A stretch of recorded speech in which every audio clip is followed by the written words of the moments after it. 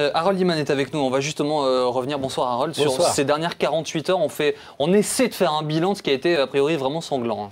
Alors, la Syrie connaît des manifestations un peu partout. Ça a été particulièrement fort aujourd'hui à Idlib et à Deraa. On compte entre 20 et 30 morts. Mais déjà hier, on a eu 70 morts. Et dans la matinée, des cadavres ont été livrés dans diverses morgues. Si bien qu'on arrive à des chiffres de 90 pour hier et de 20 à 30 pour aujourd'hui de morts, tout simplement, dans le pays. Ce qui va à l'encontre de ce qu'annonce Bachar el-Assad ces dernières heures, il dit Bien qu'il sûr. desserre un petit peu l'étau.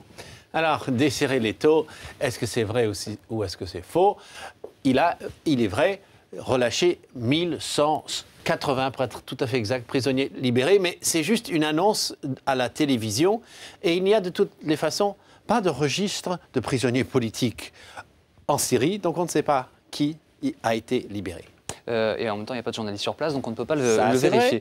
La Ligue arabe s'est décidée à réagir. Absolument. Enfin, est-ce que c'est déterminant pour la survie de cet homme-là à la tête de son pays? Alors, ce qui est déterminant, le premier séisme, si vous voulez, a été livré par le roi Abdallah II de Jordanie, le pays à côté. Et il a dit, Assad, à votre place, je démissionnerai. Assad démissionné. Donc ça, c'est extrêmement fort de sa part. C'est le premier chef d'État arabe à faire ce geste.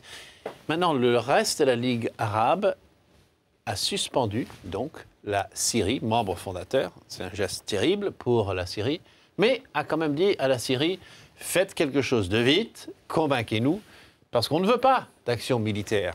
Donc, en gros, aidez-nous à vous aider, sinon on entend des bruits de bottes dans la communauté internationale. Elles sont encore très discrètes, très discrets, ces bruits. C'est une situation qu'on va continuer de suivre grâce à vous, évidemment. Harold, merci beaucoup.